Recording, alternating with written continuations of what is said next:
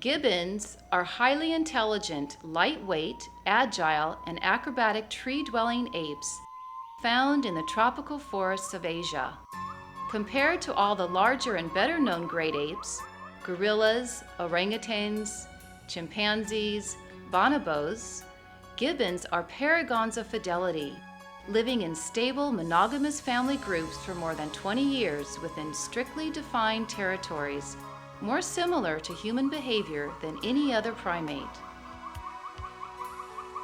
Many gibbon species have become extinct already, and several others today are perilously close to total extinction as their habitat is callously logged, cleared, or burned in the fires that are fast changing a lush, forested realm into a barren area of weeds, grassland, monoculture oil palm plantations or rubber farms, which is spawned by corruption and profiteering that tramples over principles. Gibbons share over 98% of their genes with humans, and it is long overdue that we recognize our close kinship to these forgotten apes and become aware of their plight now, before their long evolution is brought to an abrupt end by the ruthless acts of human beings. This is the story of those forgotten apes, the remarkable Gibbons.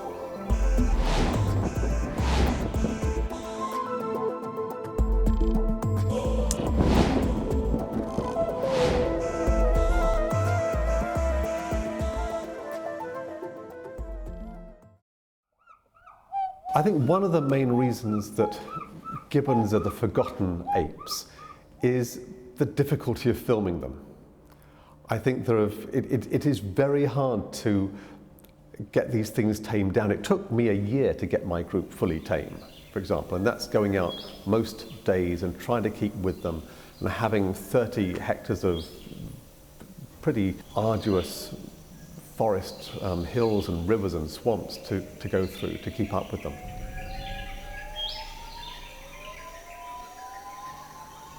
"50 years ago, it was even worse than today, the obsession with the great apes and the neglect of the small apes, mainly because they weren't so well known. The gibbons are the neglected apes, the forgotten apes, because they're small.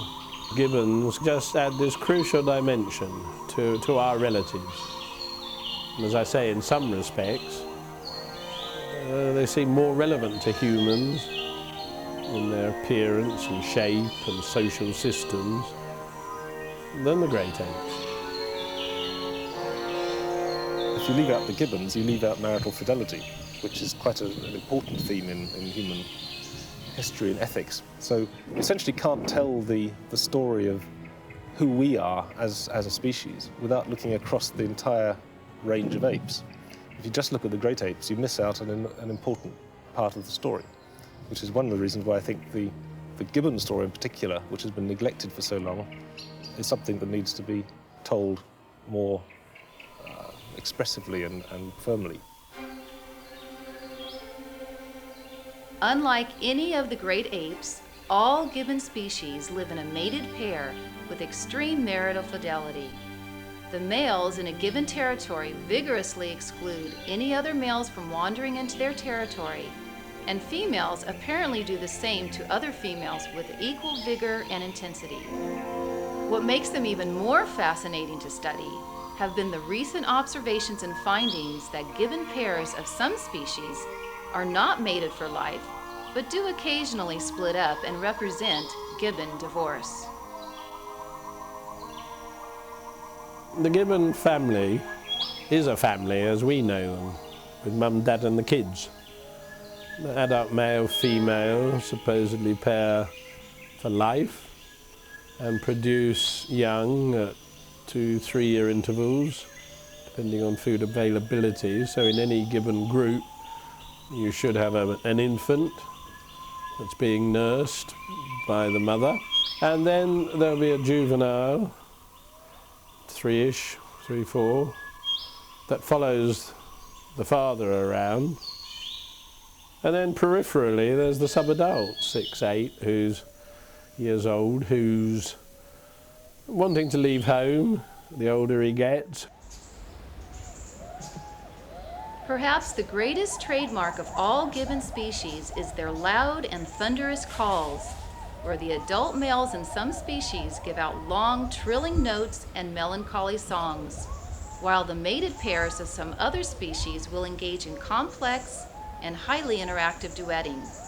There appears to be several various functions that these calls serve, from advertising the presence of an individual or group in a given territory, to reinforcing and enhancing the pair bond between the adult male and female. Gibbons are beautiful animals that live in the rainforest that have beautiful long calls and are a component of the ecosystem.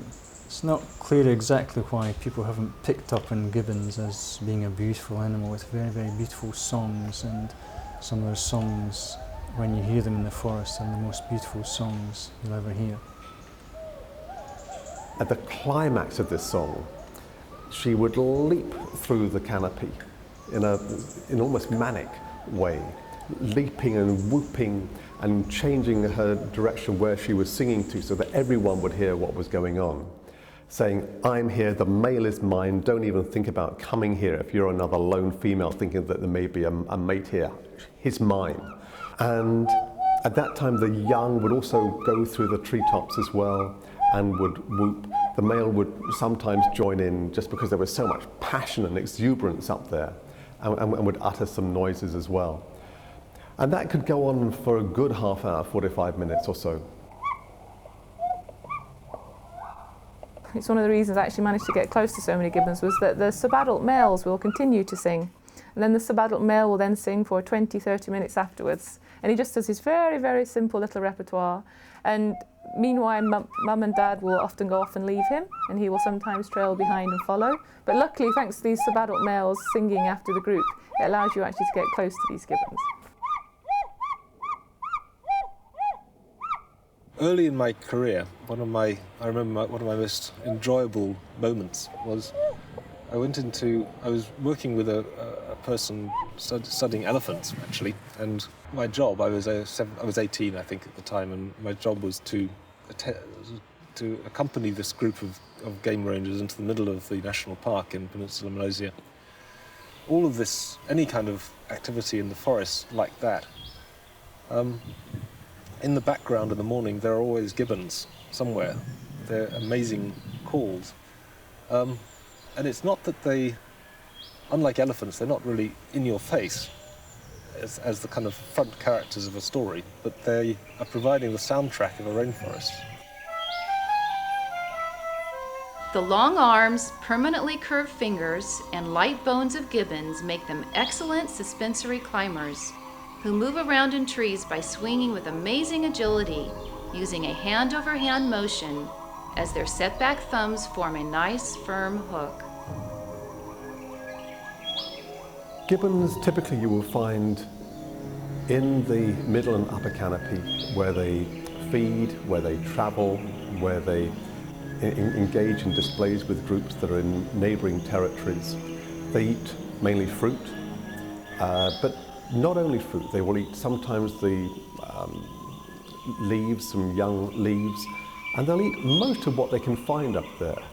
They could eat young lizards, they could take eggs from a bird's nest, they could take termites from a termite stream, and they will take or sort of investigate patches of moss and things like that and pick out little grubs, little bugs that are within that.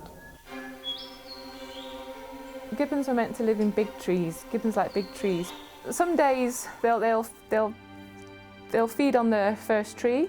There's lots of like trichae, which is very, very small ficus, and they will actually feed solid for 4 hours. While other days they will feed for 20 minutes, then move on. Figs are a staple in their diet because they're available year-round. There are so many species, some fruit twice a year, some once a year, some every other year, and so on. So there's figs available in most months of the year. So that is an important fallback for them. we can suppose that they're actually key to the dispersal of fruit, because they eat, most of the fruit they eat with the seed.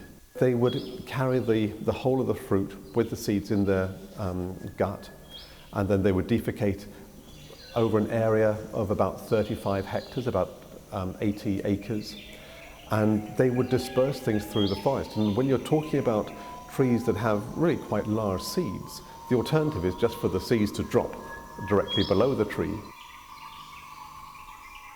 Each day there's a lot of variation, and then they will have siesta, which can start at 10:30, can start at 11:30, and they will be up there in the tops of the trees resting for 2 to 3 hours, during which time they groom and just rest and the youngsters play.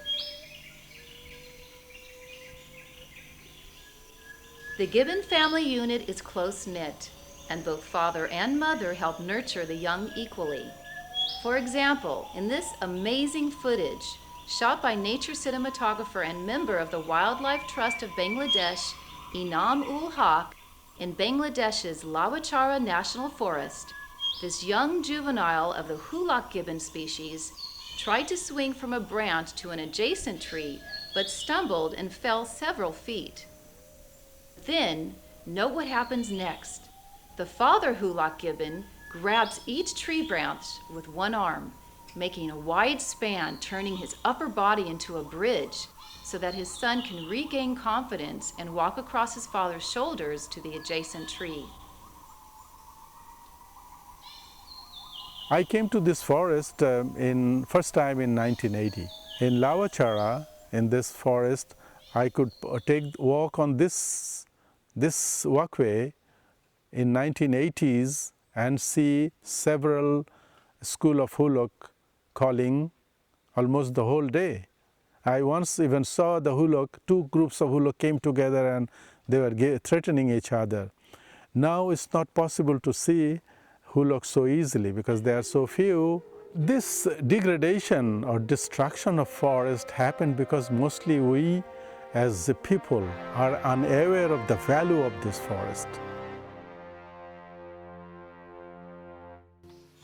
Nothing less than the survival of all life on Earth is at stake over the destruction of the world's tropical rainforests.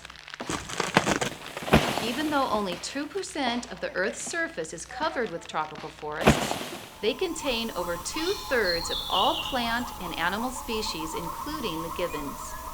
Over the past 50 years, well over half of the world's tropical forests have been destroyed and are still being cut or burned at a rate of over a full football field every second. Scientists agree that within the next 20 years, if the rate of deforestation continues unabated, millions of plant and animal species will simply disappear, and that could include most, if not all, of the gibbon species.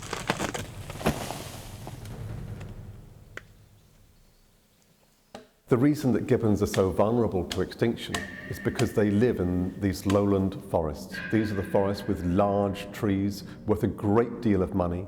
And if you lose those lowland forests, as is happening at a great pace in Southeast Asia, then you lose the gibbons. So their future depends on the wise management of these lowland forest areas. In Sumatra, most of the lowland forest, to the extent of about 90%, has been totally lost. And the gibbons and orangutans that lived in those lowland and hill forests, except for the national parks and a very small number of logging concessions, most of those are now gone.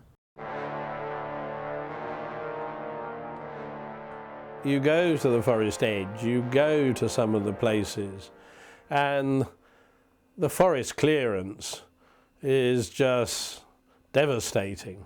In recent years, in Indonesia, the pressures have got so much greater. The demand for palm oil is insatiable. And the governments have been, Indonesian government has been using this as an excuse to cut down forest. and they cut down forests in places that are totally unsuitable for growing oil palm. But they've got the timber. They won't understand that their most valuable resource in the long term is sustainably managed rainforest. That will yield far more economically than any monoculture, any short-term gain you get from cutting the forest down. In many parts of Southeast Asia, the natural forest, the good quality forest of the sort that the gibbons would like, is being lost at maybe 1.5 or 2% a year, which is very high. And what has been happening is that through corruption, through a lack of enforcement, and those two are very closely related, people will cut forest areas, sometimes unbeknownst to those in authority, sometimes with the full knowledge of those in authority. And they will then sell the timber to sawmills or to pulp mills. What's very clear in places like Borneo is that there is a wave of destruction that appears to be happening in most areas. And the root problem for tropical forest countries is usually there is very weak law enforcement. So this wave of destruction, which is a consequence of this wave of push for economic gain, will result in all the forests outside of protected areas being destroyed. And unless the effort, and especially the investment, is put in to protect those areas, then much of Borneo and the lowland forests of Borneo and Sumatra will all be gone. Never before in the 4 billion year history of life on Earth has this planet witnessed such wholesale destruction of species and ecosystems. Well over 50 million acres of tropical forests are lost, forever lost, each year. These numbers, however, do little more than dull the senses. After all, governments are in the age of trillion-dollar budgets and billion-dollar business failures. The forests are no longer seen as a wonderful source of biodiversity, as well as recognizing the gibbons and all other wildlife as national treasures and a national heritage. Instead, they are now seen as a cheap source of money and profits by government officials and corporations in the pursuit of producing oil from genetically cloned palm trees in places where lush, tropical forests once stood. Millions and millions of tons are produced now every year. It's a very cheap oil, and it's the cheapest oil in world trade, actually. And it's essentially flooding the world supermarkets. If you look at the ingredients on almost any can of anything in a supermarket, you'll find some reference to palm oil, and we greatly fear that orangutans, gibbons and others of our family will be falling into extinction as a result of this trade. And I feel that because it's actually impossible to imagine a Southeast Asian oil palm plantation that is in any way rainforest friendly, the fact is that there's a very rapid expansion of palm oil throughout Borneo. The world price is such that people can get good, reliable incomes from owning plantations of oil palms. And because of the lack of effective protection of forest, especially in Indonesia now, there's a huge wholesale conversion of lowland forest into oil palm plantations. It's uncontrolled. And Borneo essentially is going up in smoke as this process of conversion to palm oil happens. The oil palm plantations, it's sick because they're not providing local work for local people. They're bringing in their own people from outside, and the local people are worse off with their forests gone and with no jobs. So that is really sad and really irresponsible. And I suppose it comes down to the government shouldn't be allowing so much activity from outside.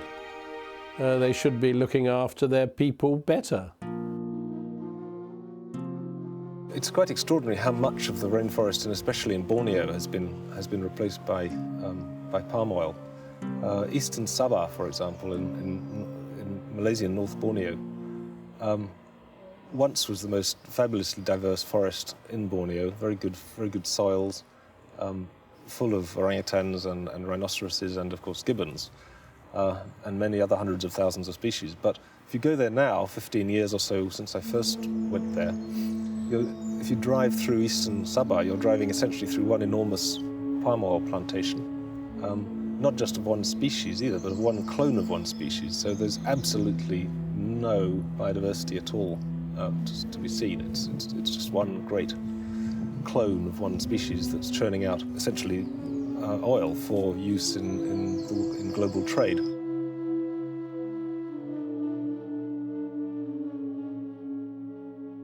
You look at our northeast and the southeast, you know, we really destroyed our humid tropical forests only, you know, to plant this rubber, to plant these palm trees, but it didn't really help us anywhere. Even if we get some return from there, from palm plantation or rubber plantation, the return doesn't go to the locals, you know, who really own the forest, who really live around the forest. You know, it goes to somewhere else, you know, and we buy something else out of that money, you know. So really it doesn't help our hulags, or it doesn't help the local people.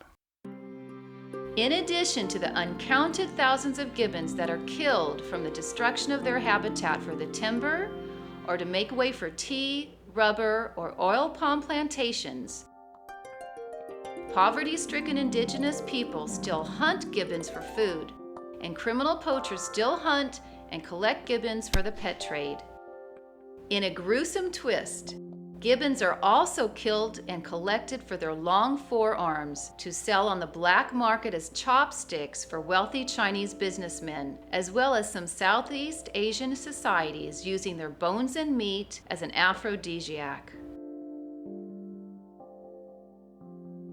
Gibbons are delightful to those of us who know them well, in part because of their human characteristics.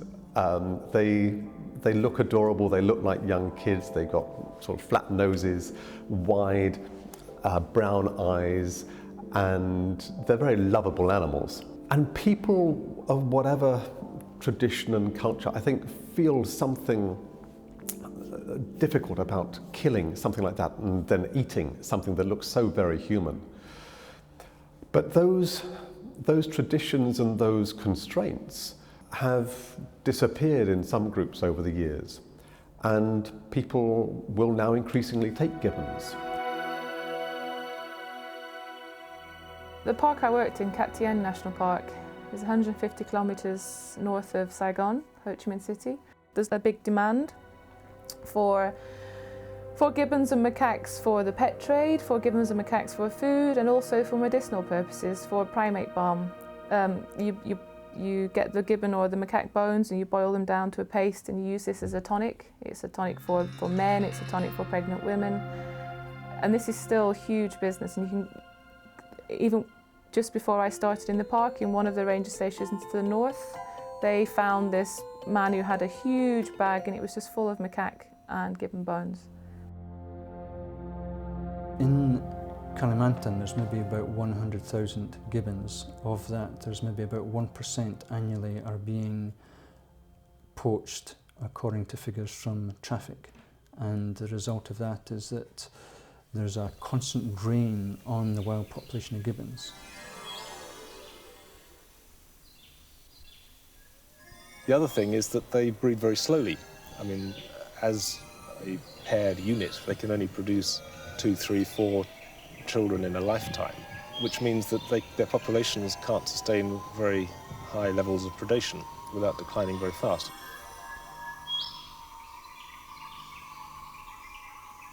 Many times, illegal gibbon poachers would come across a mother gibbon holding her baby, then shoot the mother, hope that the baby survives the fall when dropped, then grabs and sells it to the pet trade on the black market. There's poaching going on, which often results in gibbons being being shot, especially the mothers are shot to get at the infants. The infants are then sold as a commodity in the wildlife market, and the net scale of that might be something like 1,000 gibbons per year in Kalimantan and several hundred in Sumatra.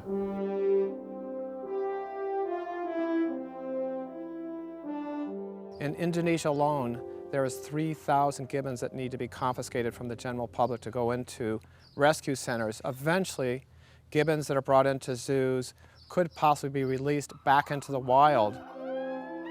But again, you need protected areas, you need to have mentally and physically healthy animals, you need to make sure you're going to have proper physical checkups too.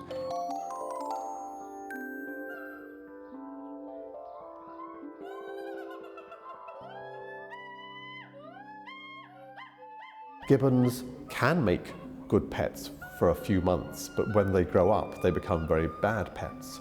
So typically at that stage, they will go to a rescue centre. And a rescue centre sounds great because they'll be looked after, and the idea would be that the gibbon will be put back into the forest. Such a grand, such a noble thing to do. But actually, it's probably a complete and utter waste of time. And worse than that, it's a waste of time that uses so much money that it's an opportunity cost. You should be putting that money into things that address the root causes.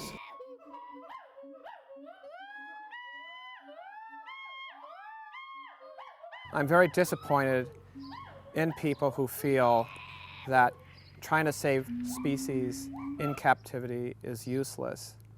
Take, for instance, the California condor. It had its purpose in the wild.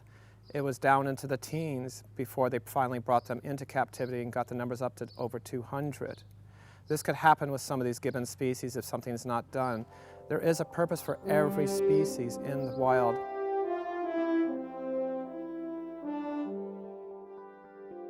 The destruction of the habitat and poaching on site inside the national parks and protected areas must be stopped. But the byproduct of all that is that you have maybe 1,000 gibbons every year in Kalimantan, which is going through the wildlife trade, that you need, if they're captured and the government authorities capture them and want to do something with them, unless they go back into zoos, then you need to do something with them. But at the same time, you can't put all your resources into that, because every year you get more and more orangutans and gibbons coming into rehabilitation stations if you don't prevent the major problem of destruction of habitat and poaching.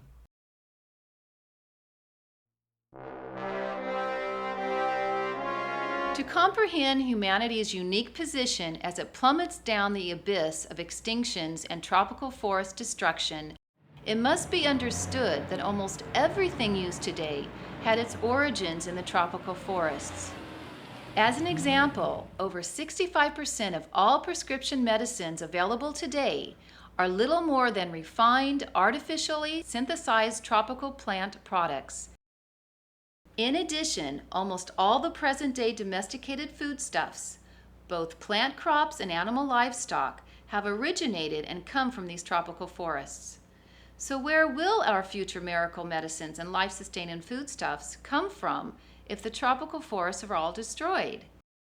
Certainly not from the barren, Martian-like landscapes humanity is leaving behind in the pursuit of a short-term profit in tropical Asia.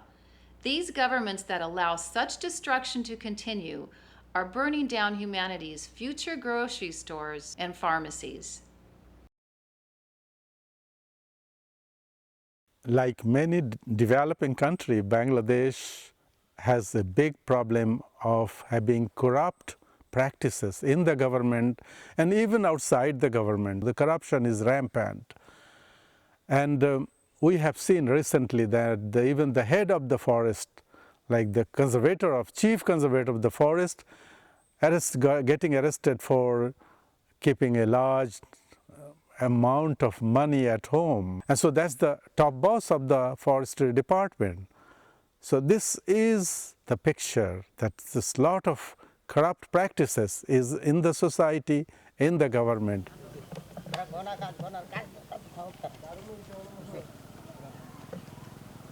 We thought with Indonesia, when President Suharto left office, and the new government handed over control to the provinces, that things would be better, that the local people would look after their forest.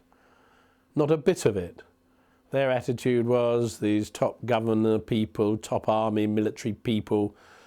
Suharto and his family got rich in the last 20 years, now it's our turn. And 80% of the timber leaving Indonesia a few years ago was illegal.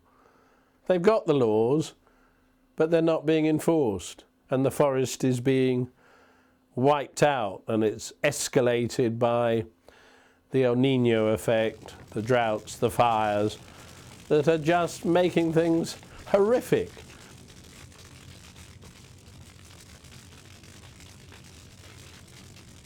The result of this burning is that the typical landscape you see when you drive around in Borneo is, as far as the eye can see, you see these dead tree stumps sticking up with no branches, just burnt, dead tree trunks just sticking up, and grass around, and sometimes, as far as you can see, that's what meets the eye.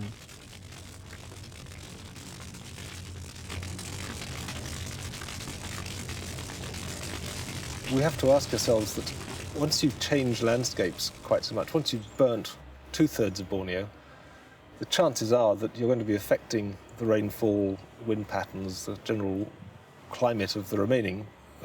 Fires are going to become more of a threat. It might be that the conversion of the whole of Southeast Asia to kind of fire-maintained grassland is the process that we're now seeing. In which case, all of the gibbons are scheduled essentially for extinction.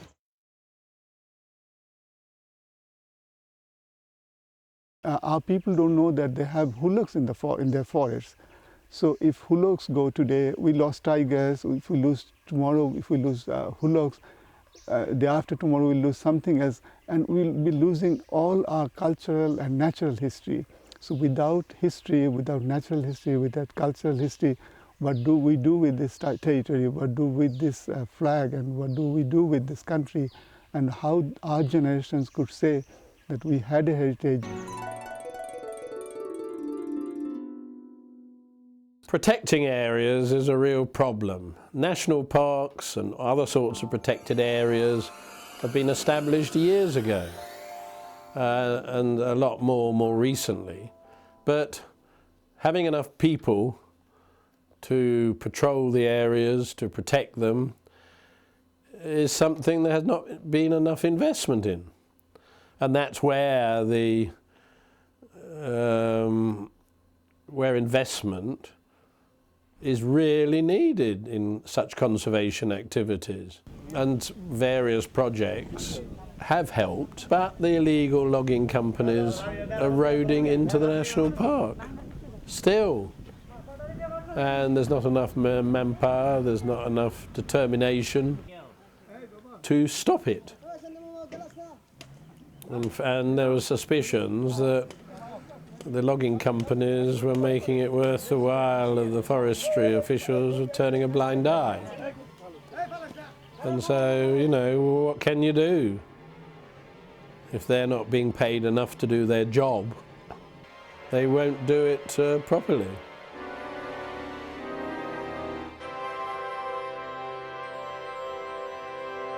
Although so many of the signs out there are really depressing, I can't let myself get too depressed and too despondent about it. And every time I go back to these countries, I suppose I'm horrified that the losses are still going on.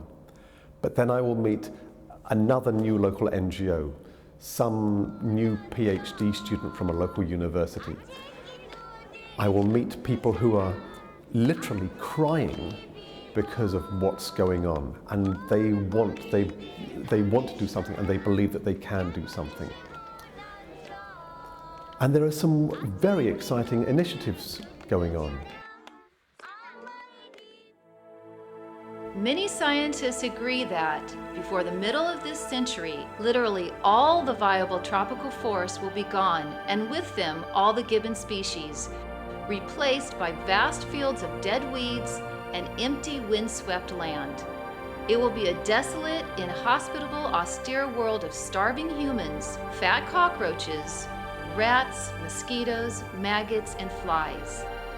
At that point, there will be no turning back from this hellish abyss and the climatic upheavals that are sure to follow.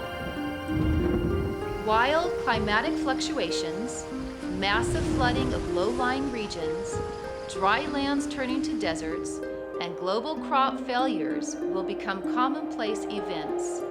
Life, as humanity now knows it, in terms of moderation and climate, may well be over.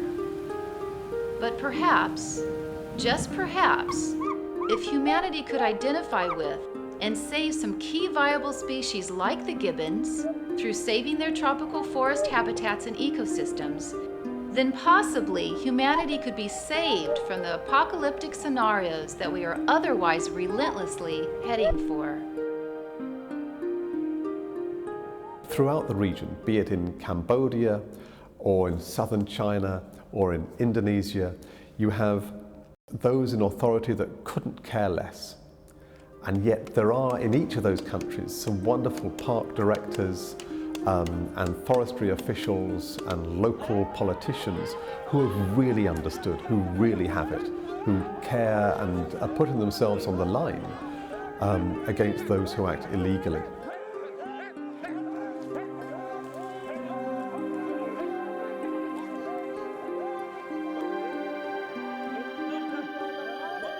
Indonesia has a fabulous protected area system, which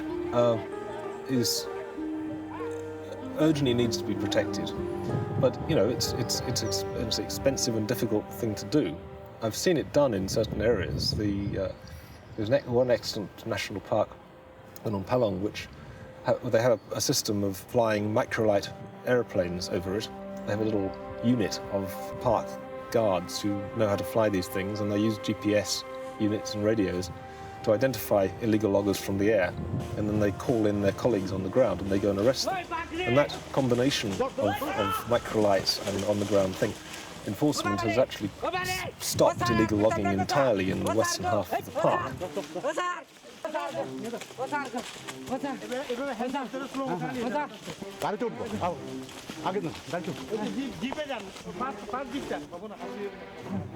One of the most effective methods to stop poaching is to operate anti-poaching patrols, which usually involve one member of the forestry department and 3 or 4 members of local communities. But those patrols need to be paid for. You need to pay for the maintenance, the field allowances of the staff. And for every 100,000 hectares, you need several teams of those people doing patrols. Then they need to have the communication instruments, and they also need transportation. So it requires financial investment to actually protect those animals in the long term.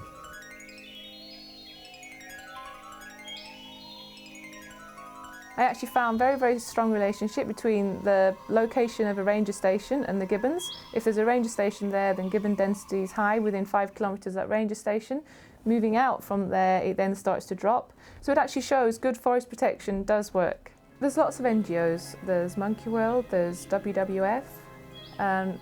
They're involved in projects in training the rangers, training the rangers how to protect the forest, training them how to do surveys, to actually create wildlife rangers who actually do surveys and monitor the populations of gibbons and of their elephants.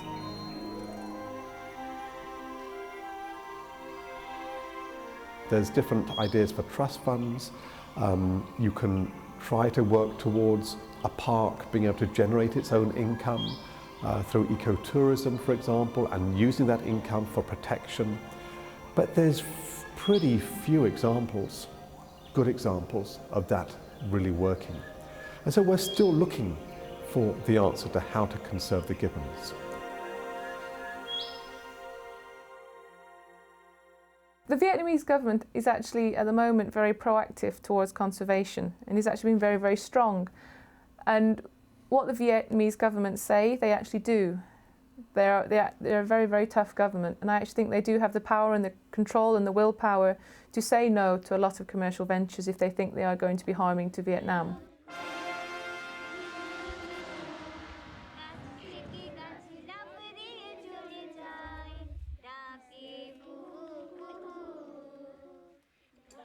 There is opportunities here for achieving great conservation successes if we can mobilise the international community to support the Indonesians, for example, in safeguarding their surviving parks. If we can support the campaigns that are underway to raise awareness of the value of all the apes and the rainforests in China and in the West. These factors, backed up by governments and the United Nations, we may be able to, and I hope and believe we will be able to achieve the preservation of most of Southeast Asia's, or much of Southeast Asia's current diversity, including all or most of the surviving gibbon species. That, anyway, is what I hope.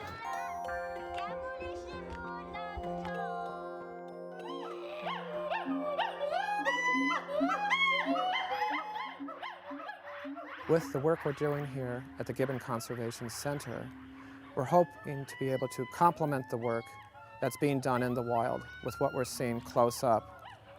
We've been seeing a lot of behaviors that have never been reported before, and it's great for us to have the opportunity to be able to see these firsthand and allow the researchers to understand what they could be looking for.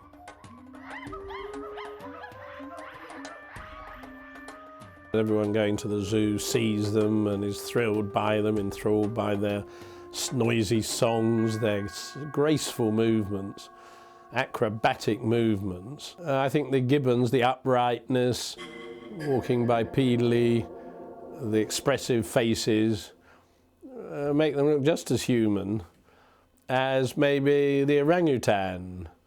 And therefore, I think the public love them. And there is enough publicity perhaps about our relationship with gibbons and monogamous territory. You know, it's a good model for understanding our own society.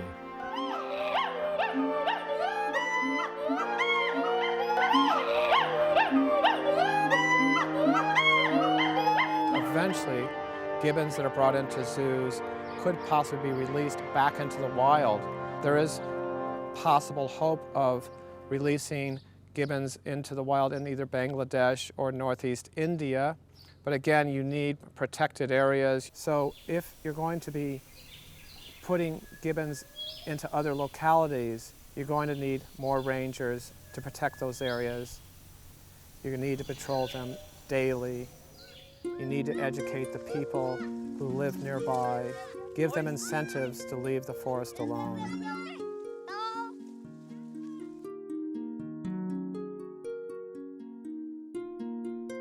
So the projects that you need to get up and running need to cover the main aspects of conservation work, which is community involvement, patrols, enforcement, awareness, rehabilitating land, regenerating corridors, re-establishing wildlife corridors, ensuring you have the proper legal system up and running, and a proper focused program like that requires funds to do that.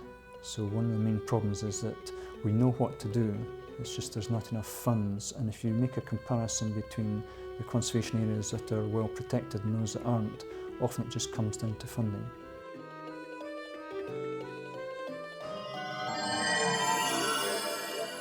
I have a feeling that, this is high time, though, the history says or our experience says they will disappear someday, but then the momentum we gained, or the momentum that has been gained by the organizations or by the work we have been doing, I have a feeling they have a future. If we have forests in the northeast and we have forests in the southeast, I have a good feeling that we could save our gibbons. And if we could film them now, and if we could tell other people this is what they need and this is the problems, these are the prospects, I have a good feeling that our people will be willing to save our gibbons.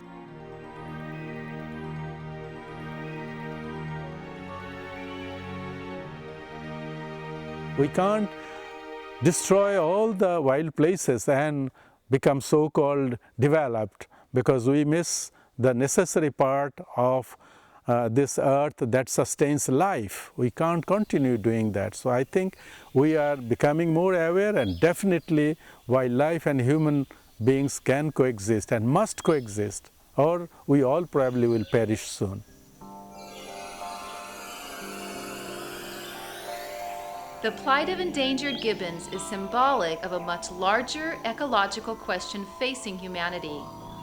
Whether or not those governments in charge of Asian tropical forests consider themselves stewards of the land with a responsibility to nurture and protect their natural resources, or are they choosing to continue their corrupted and destructive ways in the name of development, economic progress, and profit?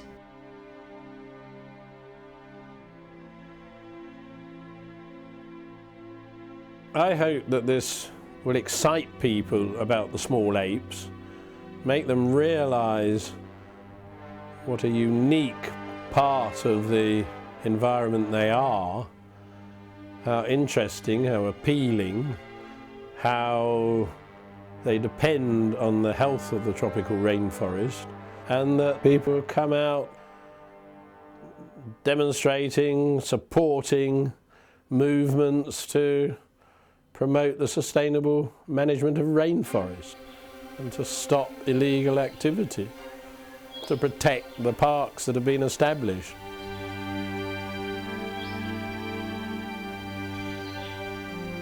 Tropical forests are unexplored frontiers, teeming with new animals and plant species not yet discovered, many that could potentially help humankind by providing scientists with the foundations to develop new crops and livestock, or new life-saving medicines which could lead to a cure for the most serious diseases we face today, like cancer or AIDS or Alzheimer's.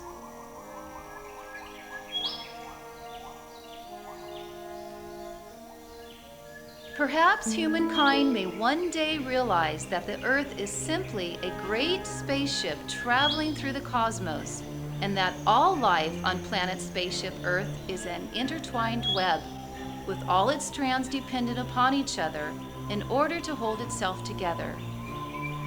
Even more important is the realization that humanity did not weave this web of life, but is merely a strand within it, along with the gibbons and the millions of other species sharing breathing room on this splendid spaceship.